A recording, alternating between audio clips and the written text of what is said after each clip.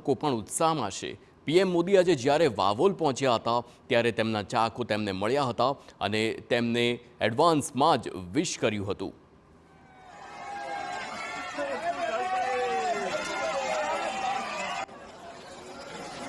Happy birthday!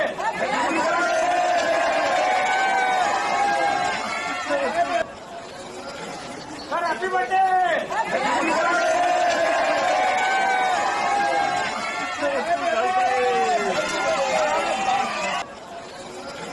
Happy birthday!